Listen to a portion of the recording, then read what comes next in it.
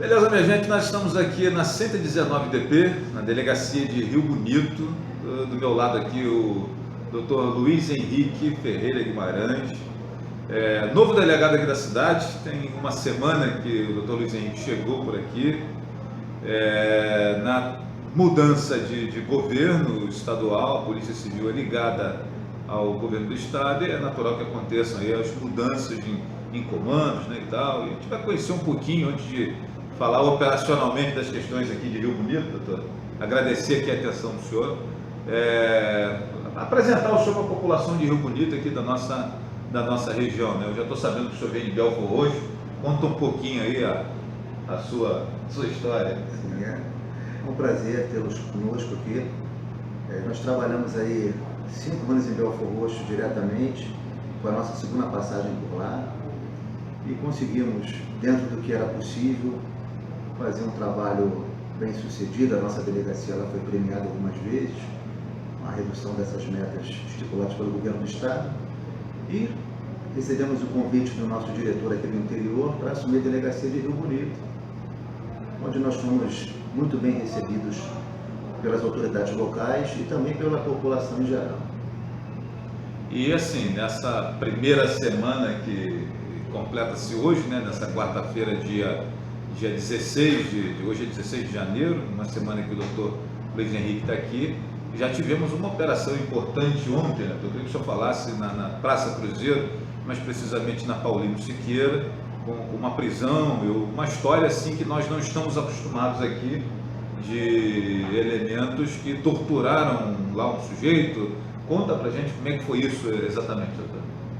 Acontece, nós aqui na delegacia percebemos aqui um crescimento do tráfico de droga na região. A população falou que não estava acostumada com isso, e o tráfico de drogas, se você deixar, cada vez ele fica mais ostensivo, mais ousado. Nós já passamos por isso em outras regiões do Rio de Janeiro, e é preciso colocar o traficante no lugar dele. É muito difícil a gente conseguir encerrar com o tráfico de droga, porque enquanto houver pessoas querendo comprar, é uma atividade lucrativa demais, vai ter gente querendo vender, né? Então nós percebemos que em determinadas localidades aqui, o tráfico está se instalando e está passando aí a humilhar as pessoas que moram nessa região, passam a ditar suas próprias ordens, como eles conseguiram fazer em muitas partes do estado, até de outras regiões aí do país, né? E aconteceu justamente um fato extremamente grave. Nós recebemos a informação que tinha uma pessoa hospitalizada, vítima de traficante de drogas. Esse rapaz nos confessou que é um antigo usuário de drogas. Ele nos afirmou que está fazendo tratamento, está se afastando. Inclusive, ele há muito tempo já não via na cidade. Retornou aqui nessa região para visitar uns amigos. E um determinado traficante que tinha comprado há 2 anos atrás um aparelho celular dele, o reconheceu na rua, chegou até ele e falou: olha só, aquele aparelho celular que você me vendeu está bloqueado, eu não consegui utilizar, quero meus R$100 de volta. O rapaz não tinha dinheiro naquele momento, falou que não tinha como pagar. Resumindo, ele chamou outros marginais da localidade, ligados a essa facção criminosa chamada Comando Vermelho, arrastaram esse rapaz para um determinado ponto. Esse marginal, identificado como Ezequiel, que já foi preso pela gente, ele pegou uma madeira com um prego na ponta e agrediu severamente essa vítima, começando com pauladas na cabeça. Em seguida, deram paulada em todo o corpo, a vítima caiu ao chão, eles continuaram batendo. O homicídio só não se consumou em virtude da ação de populares que, indignados, pediram diversas vezes que parasse. Aquilo ali ia trazer problemas para a região. Essa pessoa, a princípio, ficou muito receosa de falar com a polícia, essa vítima.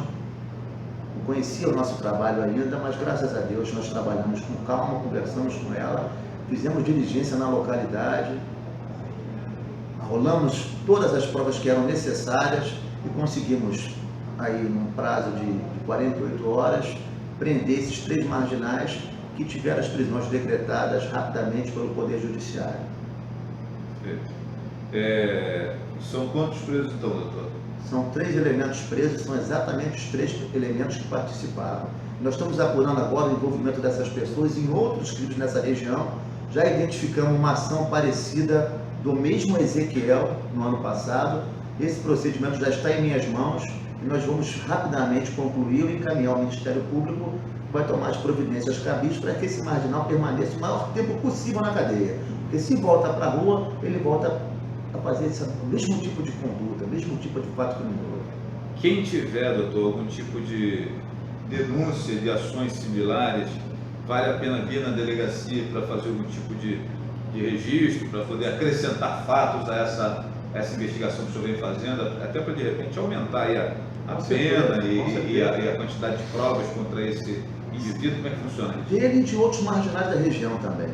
Nós vamos focar o nosso trabalho aqui principalmente no tráfico de drogas. A região de Rio Bonito tem uma coisa muito boa aqui, que a população acredita nas forças de segurança local.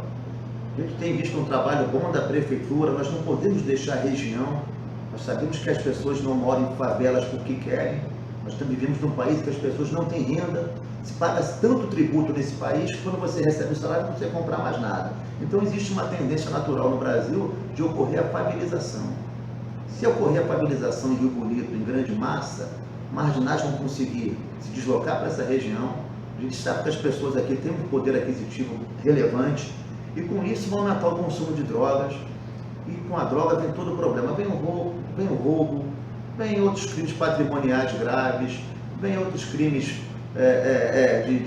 as pessoas vão lá e praticam torturas, praticam mutilações, expulsam moradores de locais onde eles conquistaram dignamente. Então, gente, não podemos deixar essa região ser favelizada. Respeitamos as pessoas que moram nas comunidades, nós sabemos que elas estão sendo oprimidas. Aquela história que o tráfico de drogas era antigamente, que fornecia a cesta básica, que fornecia ali para essas pessoas o medicamento, isso acabou. Hoje em dia o tráfico escraviza as pessoas da região, não permite que as pessoas cuidem das suas próprias vidas. Eles fazem as suas próprias leis e com essas penalizações extremamente severas, como foi o caso desse rapaz que nós vimos aí, eles conseguem espalhar o terror e dominar aquela região que passa a ser um verdadeiro feudo na marginalidade. Então nós temos que ter esse cuidado em Rio Bonito. Eu tenho certeza que a Polícia Civil, junto com a Polícia Militar, o Ministério Público, a Prefeitura, a Câmara dos Deputados, dos vereadores, vão fazer um trabalho sério nessa cidade e vamos conseguir, se Deus quiser, transformar Rio Bonito num local que seja exemplo de segurança pública. Essa é a nossa meta aqui para a cidade. Para a gente fechar o assunto dessa prisão, doutor, voltando a essas pessoas que foram, sem ser agora esse rapaz que foi agredido, mas aqueles que foram agredidos entre o Natal e o Ano Novo, tem essa história também, no modus operandi muito parecido com isso, né? Sim. Essas pessoas já foram encontradas também, já foram ouvidas pela polícia. Se estiverem acompanhando aqui o nosso papo, vale a pena vir aqui dar um depoimento. Qual é o recado para essa galera que tenha sido violentada por esses elementos, nesse fato lá de dezembro ainda? Sim, olha só, gente, a polícia por si só ela não vai conseguir resolver nada. A gente tem que ter apoio. E a justiça, para condenar uma pessoa, ela tem que ter provas. Então não adianta a gente falar que vai fazer se a gente não tiver como fazer provas. Então nós precisamos que a população, as vítimas que tivessem desse grupo ou de outros grupos mais que atuam nessa região, nós já sabemos que tem outras regiões em que as vítimas, que pessoas estão sendo também dominadas, estão sendo postas numa situação extremamente difícil por marginais, sobretudo traficantes de drogas. Nós precisamos que essas pessoas venham até a delegacia e nos deem informação. É extremamente perigoso? Sim, existe o perigo. Existe o perigo. Eu não vou chegar aqui e dizer que não vai acontecer nada. Lógico que não, existe o perigo. Mas essas pessoas têm que saber que tem várias formas de se comunicar com a polícia. Tem disco de denúncia, entendeu? Nós vamos criar aqui o WhatsApp da delegacia, vamos fornecer para que as pessoas façam comunicados importantes à polícia, para que a polícia possa agir com mais eficiência, sem expô-las a risco. E conte conosco para divulgar, doutor. Eu agradeço muito, agradeço muito, nós vamos fazer essa divulgação. Eu tenho certeza que nós vamos fazer um trabalho bom aqui em Rio Bonito.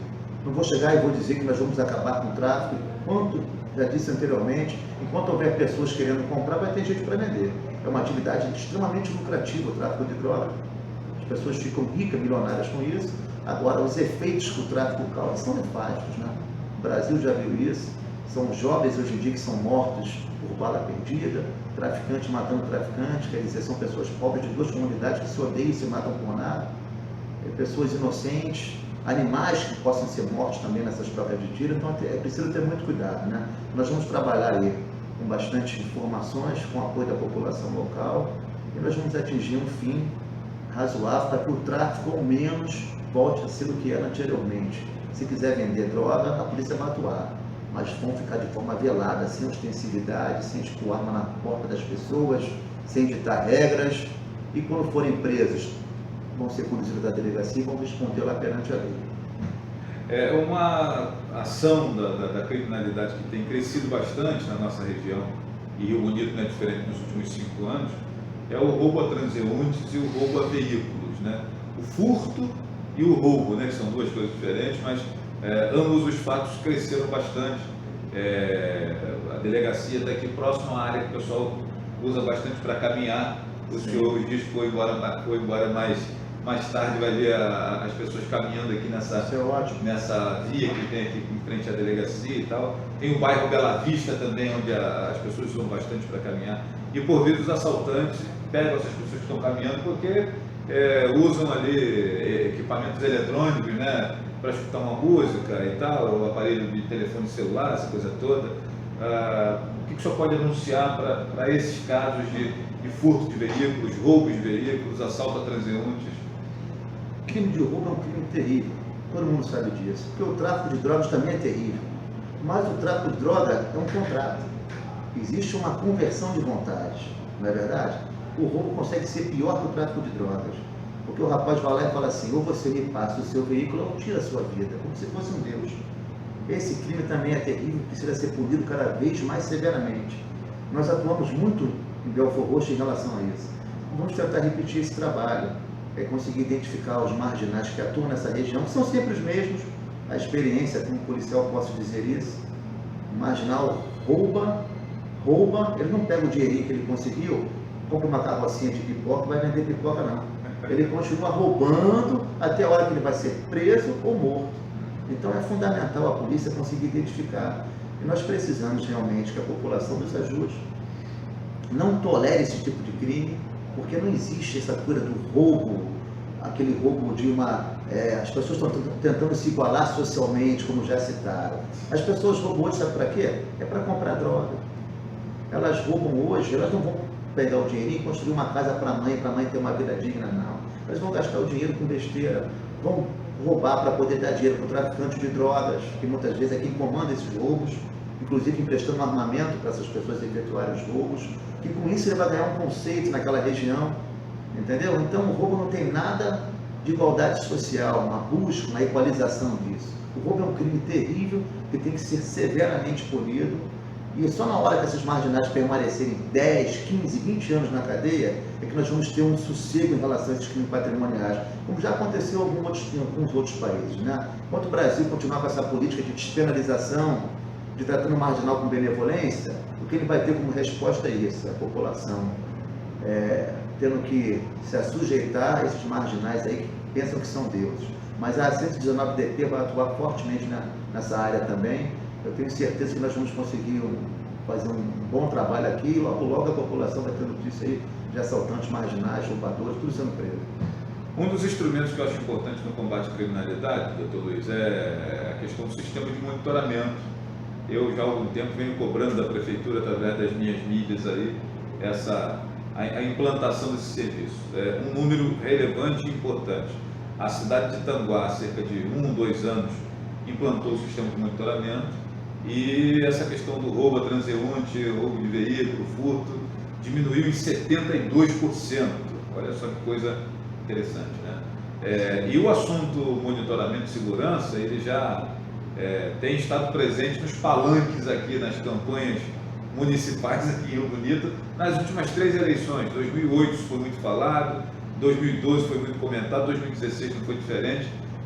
Não quero que o senhor faça nenhum juízo de valor sobre a implantação, não, mas eu queria que o senhor falasse se esse instrumento acaba sendo importante na questão da investigação, na identificação de marginais, se seria importante contarmos com esse equipamento, um sistema de monitoramento, uma central de inteligência que contasse aí com a Guarda Municipal, a Polícia Militar e a Polícia Civil atuando juntos. Então, como é que o senhor vê isso?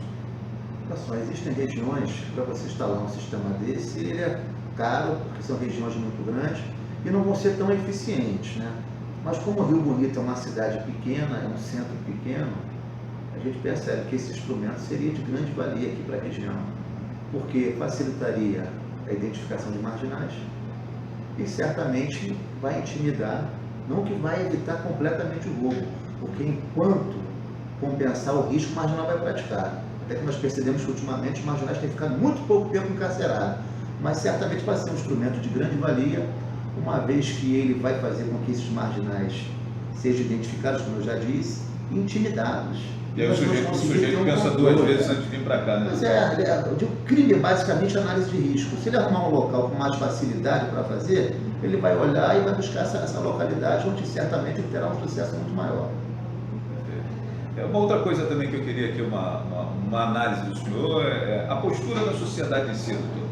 Às vezes a gente reclama muito da polícia, reclama muito dos políticos, cobra bastante, mas às vezes a sociedade não dá a sua contribuição, denunciando, e às vezes tem um flerte aí com o tráfico, com o roubo, aquele cara que compra um celular mais barato na mão de alguém que ele não sabe de onde veio, o próprio consumo de drogas, né, e tal, e outras situações mais que o sujeito acaba flertando com o mundo paralelo, com a criminalidade. Qual deveria ser a postura da sociedade, já que se cobra tanto do poder público, e eu acho que a cobrança é devida, mas parece que a gente também precisa contribuir um pouquinho mais com a sociedade. Certamente. Nós sabemos que a segurança pública é um dever do Estado, nós não vamos se furtar a isso, nossa obrigação. Mas é direito e responsabilidade de todos. Isso é um princípio constitucional que todo mundo já conhece, né? Então, estou dizendo o seguinte, a Prefeitura tem sua responsabilidade, o Estado tem sua responsabilidade, a União tem sua responsabilidade, mas a sociedade civil tem também. Todos nós sabemos que só tem gente para roubar porque tem gente para comprar. Não é verdade? O marginal não vai roubar e colocar 4 ou 5 carros roubados na sua garagem. Ele tem que dar destinação a isso. Então, é preciso que as pessoas criem essa consciência e daqui para frente ver que país que nós queremos para o futuro. Que futuro vai ter o Brasil? Isso depende da atuação de todos nós. Cobrar deve sim, paga uma tributação alta, nós queremos o melhor para o nosso país. Mas na hora que você vai comprar um aparelho celular, uma coisa que você não sabe a procedência, muitas vezes esse aparelho está com sangue. Uma pessoa perdeu a vida para que você agora esteja adquirindo esse aparelho por um preço um pouco mais barato. Será que isso compensa? Será que vale a pena? Quanto de carga negativa tem naquele aparelho? Às vezes você acha que está tendo uma vantagem ali, mas ao longo dos anos você vai perceber que aquilo ali vai fazer tão mal a você e a tua família, que era muito melhor você desistir de ter esse tipo de comportamento. Então eu acho que está na hora da gente parar e refletir e pensar que Brasil nós queremos para 2019 adiante. Eu tenho certeza que não é o Brasil da criminalidade que nós desejamos. Doutor, a delegacia de Rio Bonito, a 119DP, fica às margens quase aqui da BR-101, né? Aqui uma área que passa muitos veículos, entrada da cidade também aqui pelo Green Valley, né? Que é um bairro esteticamente bem arrumadinho e tal, mas a delegacia acaba tendo uma aparência não muito interessante com esse monte de carro velho que tem parado aqui, apreendido por uma série de razões e tal. E o que a gente pode fazer para esteticamente a delegacia ficar mais apresentável, esses veículos serem acautelados em algum lugar e tal? A experiência do senhor diz o que sobre isso? Nós já estamos fazendo um levantamento desses veículos para saber a origem, se todos já foram periciados, se é possível restituir esses veículos às pessoas que realmente são seus proprietários, né? Há carros aqui que não tem qualquer tipo de sinal identificador, esses carros não podem continuar circulando. E a gente está tentando ver aí a possibilidade de termos um depósito para a gente poder levar esses veículos e ficarem acautelados. Às vezes são processos criminais em cursos e você não pode se desfazer desse veículo, pode ser necessário uma segunda perícia, outras coisas mais, né? Então, o ideal é que a gente conseguisse aqui nessa região um depósito para poder retirar esse veículo da delegacia, ao redor da delegacia, que é muito ruim, atrapalha. Às vezes o policial chega aqui para trabalhar, às vezes é difícil até arrumar uma vaga para parar o carro dele, e além de ter essa questão dessa poluição visual, que realmente não agrada. Esteticamente? Mas é uma coisa que eu digo para os senhores que você não consegue resolver da noite para o dia, tem todo um trâmite burocrático, a logística da região é ruim, nós sabemos disso, e esperamos agora, com esse governo novo que está se formando, esperamos do nosso governador, realmente que ele tenha esse olhar, essa experiência que ele trouxe da magistratura, seja aplicada também na administração do Estado. Então, eu acho que é um momento de acreditar não só no Estado, como no país todo, temos um novo presidente, uma pessoa aí que passou por momentos difíceis, muita gente não tinha esperança de que ele fosse realmente ganhar, achava que não, e ele provou a capacidade, que não só dele, como de toda a família, de ser um grande representante da nossa população. Então, estamos num momento de grande esperança, né? E vamos ver aí se eles conseguem reverter essa política criminal que vem destruindo o Brasil, que é essa política de despenalização, em que o Estado abriu mão do poder, tratando a marginalidade com benevolência, e você acha que está protegendo as pessoas, você faz o contrário. O que está acontecendo na prática? Quando você abre mão do poder, o poder nunca admitiu o vácuo. Se você não exercer da forma que a sociedade espera, o que vai acontecer? O poder paralelo começa a exercer. Aí nós tivemos aqui no estado do Rio de Janeiro o surgimento, o crescimento de milícias, que estão se expandindo, principalmente nas regiões mais pobres. Nós tivemos o crescimento do tráfico de drogas, porque o Estado abriu mão desse poder, o poder não admite vácuo, e a marginalidade ocupou. E com suas medidas extremamente severas, eles acabam fazendo com que a população fique refém, e cada vez fica mais difícil o trabalho do Estado. Aí nós temos aí o número de mortes aumentando, porque se você tem um poder paralelo atuando, consequentemente as pessoas fazem justiça privada, e o resultado é isso que nós estamos assistindo. Nós vivemos num país hoje, nós temos uma faixa aí de quase 170 mortes diariamente. Isso é um absurdo. Um país como a Indonésia, que tem uma população aí de 300 milhões de habitantes, eles têm 19 mil mortes por ano, e o Brasil tem 62 mil. A gente acha que nós somos um país humanitário e a Indonésia não é? Então, a coisa tem que ser revista, e eu tenho certeza que o nosso presidente, ele tem essa visão, está sendo bem assessorado, e a tendência é que esse país, enfim, comece a arrumar para o desenvolvimento. Nós somos uma grande nação, precisamos deixar de ser também minúsculos, né? E crescer como seres humanos e como um grande país. Tá? Muito obrigado. Trazendo um ponto aqui, doutor, agora que eu me lembrei que é uma pauta que até gerou uma certa polêmica quando foi apresentada. Sim. O vereador Cláudio Fonseca de Moraes, aqui de Rio Bonito, apresentou uma indicação de que seja criado mototáxi na cidade, na concepção dos defensores do projeto, isso dá maior mobilidade, né, e tal. Mas tem um grupo de pessoas que é contrário, porque acha que o serviço de mototáxi acaba sendo abraçado pelo tráfico e coisas dessa natureza, e não se deve legalizar essa atividade por conta disso. Qual a opinião do senhor sobre isso? Eu concordo com essa galera que é contra o serviço, ou acha que não é bem assim, se for bem fiscalizado, é possível fazer uma coisa legal? Como é que o senhor vê essa questão do mototáxi? Eu sou a favor da atividade empresarial, seja qual for. Eu acho que o Estado é incapaz de gerir segurança, educação, saúde, também atuar como empresário, né? Esse exemplo não deu certo. Mas, em relação a determinadas atividades, nós temos que agir com cautela.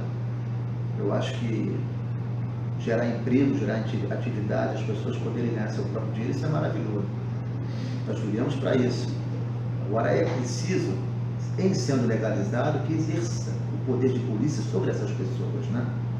Então, o município vai ter que estudar a forma de fazer, não só de criar, mas como vai fiscalizar, justamente para evitar, com esse poder paralelo, como tem em outras regiões, domine também essa atividade, e no final da história, quem acaba sendo prejudicado é a população, que paga por um serviço de baixa qualidade, caro, e inclusive quem exerce essa atividade, que passa a ganhar muito pouco, porque tem que dividir seu lucro com vários tipos de segmentos marginais aí que vem atuando.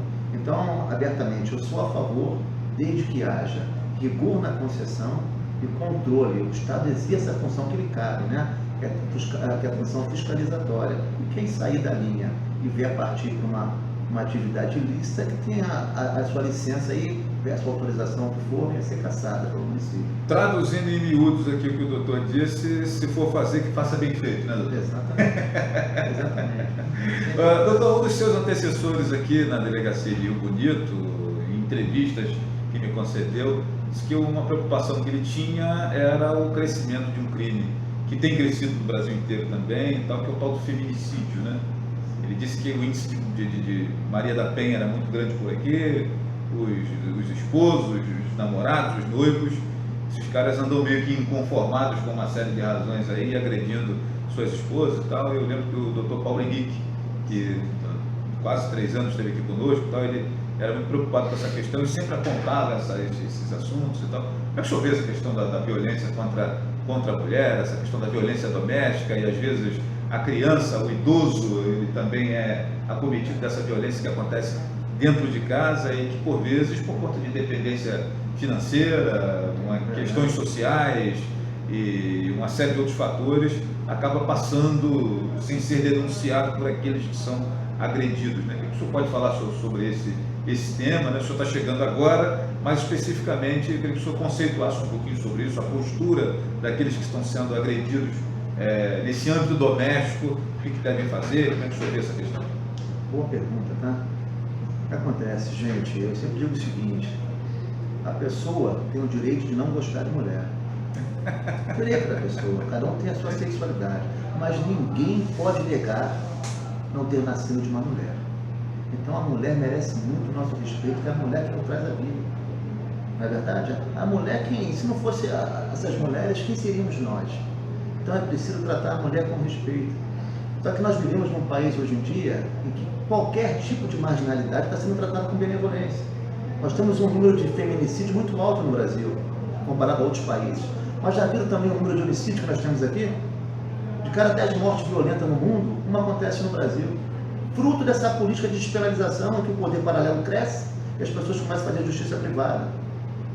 Em relação aos crimes de violência doméstica, pode vir à delegacia com total segurança. O fato vai ser investigado com imparcialidade, nós vamos inquirir quem tiver que ser inquirido, vamos encaminhar as pessoas para a perícia e vamos encaminhar depois o inquérito policial relatado para a justiça. Essa lei prevê algumas medidas protetivas importantíssimas, que muitas mulheres desconhecem, né?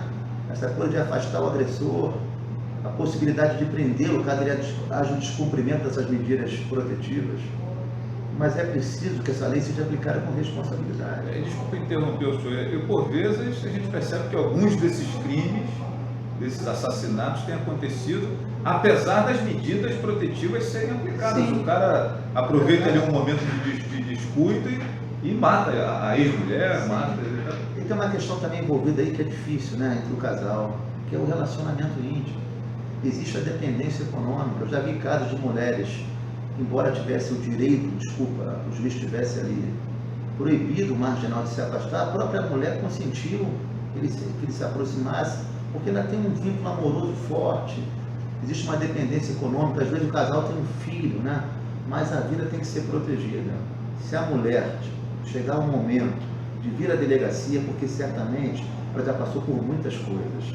Então, quando chegar aqui na delegacia, nós vamos, como eu já disse anteriormente, vamos apurar o fato com a maior brevidade possível e encaminhar à justiça. E, evidente, dando orientação para que essas pessoas possam ter um mínimo de segurança. Agora, a mulher merece todo respeito. Vou dizer mais uma vez, todos nós nascemos de uma mulher. Então, ela tem uma coisa de celestial, de divina, que nós devemos respeitá-las. Perfeito. Minha gente, nós conversamos aqui com o Dr. Luiz Henrique Ferreira Guimarães, novo delegado de Rio Bonito, nesse dia 16 de janeiro de 2019. Ele está uma semana aqui na delegacia. E, doutor, não vou fazer mais perguntas, porque senão vai esgotar o nosso estoque aqui de conversa, né? Espero estar aqui outras vezes para a gente estar falando sobre outros temas e outras questões aqui. Conte conosco aí para estar noticiando as ações da Polícia Civil de Rio Bonito. A gente precisa muito dessa ação e queria que o senhor já deu aí uma pincelada, mas o senhor falasse alguma coisinha aí sobre a sua expectativa como policial, como agente da lei, para um novo governo do Estado, que chega de maneira muito austera, né, muito austera, e também o presidente da República, o presidente Jair Bolsonaro.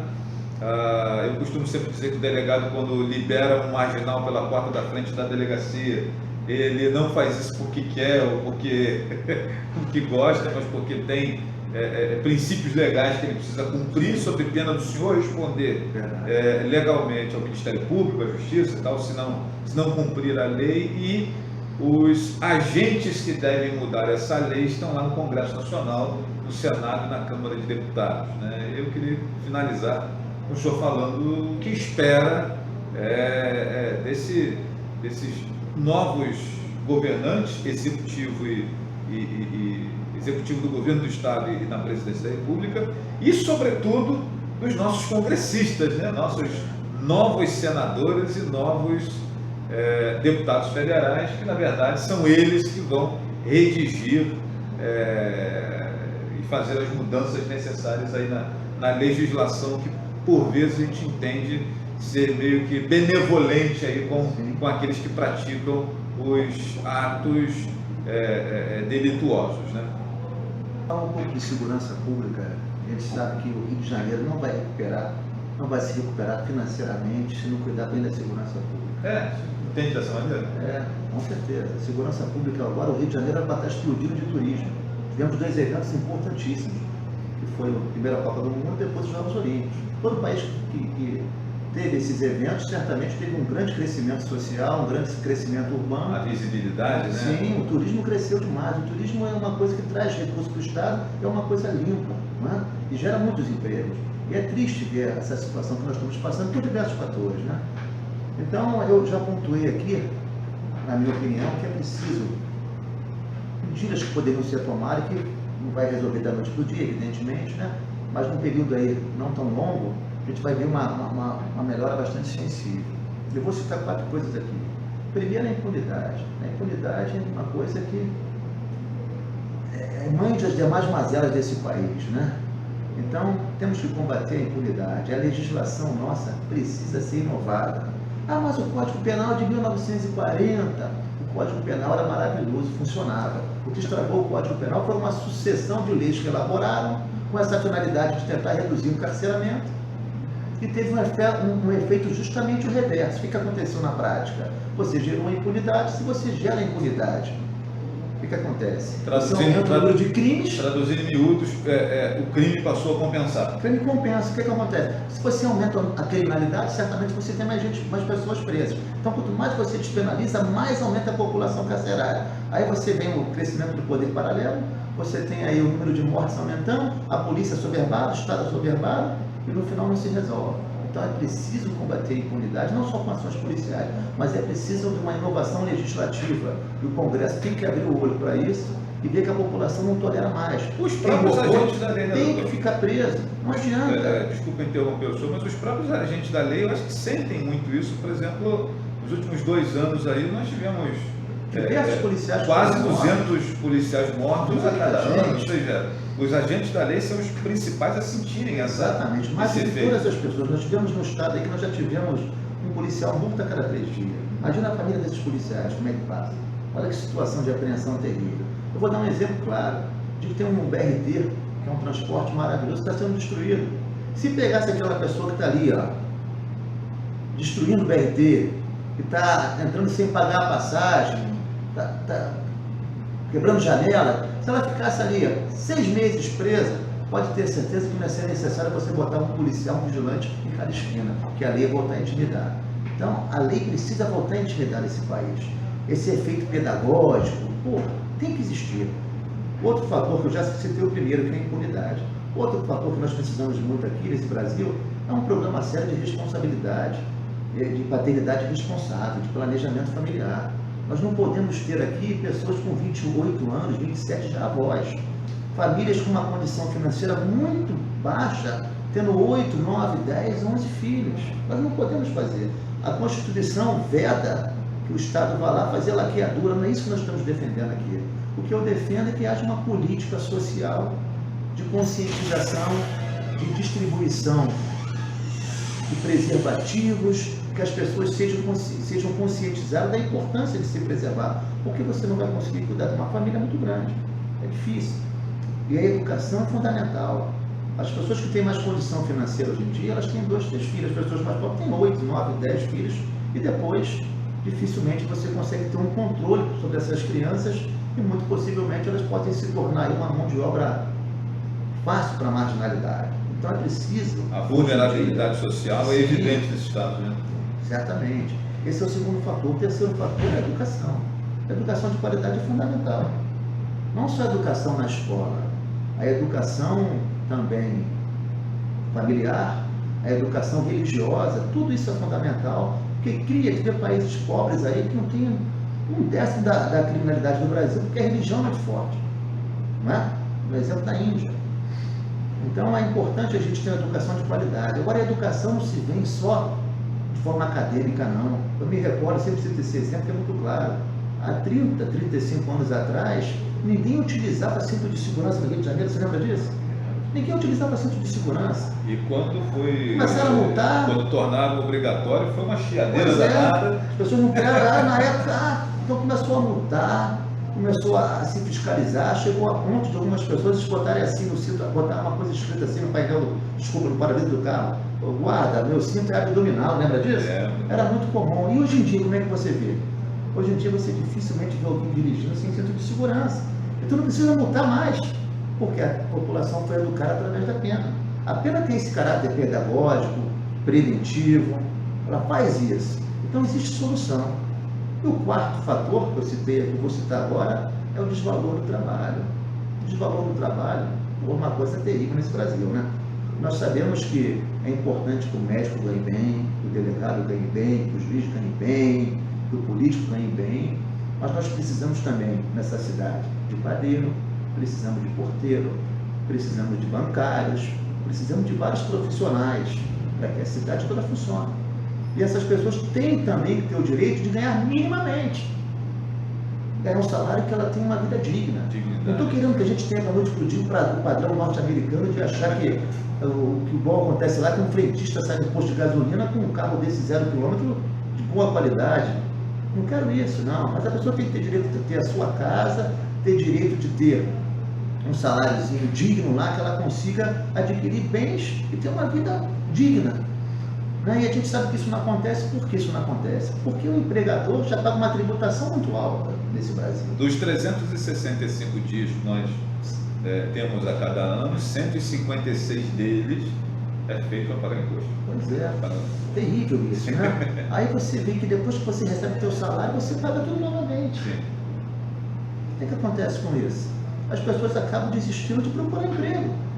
Além de estar difícil encontrar emprego, você tem um salário muito baixo. Mas baixo por quê? Porque, lamentavelmente, tem que se recolher bastante tributo para sustentar essa máquina pública que é uma realidade, né? Porque eu sou servidor público, eu vou dizer que não é. Que ela é cara e ineficiente. E a gente espera que esse governo do Jair Bolsonaro agora, e de outros governadores que assumiram aí, venham mudar esse quadro. O Brasil é um país muito rico. É um país, eu vou te dar um exemplo, nós somos a 9ª economia do mundo. Vamos lá, olha o Canadá tem um PIB menor que o Brasil, olha que país que é o Canadá. Ah, mas o Brasil é um país novo, o Canadá também é um país novo.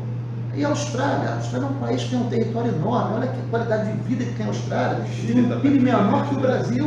O Chile e o Uruguai. O Chile, o Uruguai, o Chile acho que hoje é o país mais desenvolvido da América do Sul. Um monte de brasileiros já mudaram para lá, decidiram ter a vida lá. Nós temos essa terra maravilhosa que Deus nos deu aqui, que está sendo muito mal cuidada. A gente espera que a partir desse momento seja aí o início, como eu já disse anteriormente, de uma grande evolução do Brasil e deixamos, enfim, de sermos essa grande nação minúscula que somos. Beleza, minha gente. Conversamos então aqui com o Dr. Luiz Henrique Ferreira Guimarães, delegado de Rio Bonito, aqui da 119DP. A gente agradece ele muito aqui a atenção, a acolhida, o carinho. Você que está acompanhando a gente aí, deixa o like no canal, deixa a curtida aí na nossa página, né? E, doutor, obrigado pela sua atenção. Muito obrigado. Papai do Céu esteja à frente sempre aí do seu trabalho, junto com sua equipe, e que os frutos sejam muito bons aí para Rio Bonito e que numa próxima conversa nossa tenhamos boas notícias aí para a sociedade rio-bonitense. Parabéns pelo trabalho. Obrigado, não vai faltar comprometimento, pode ter certeza disso. Muito obrigado.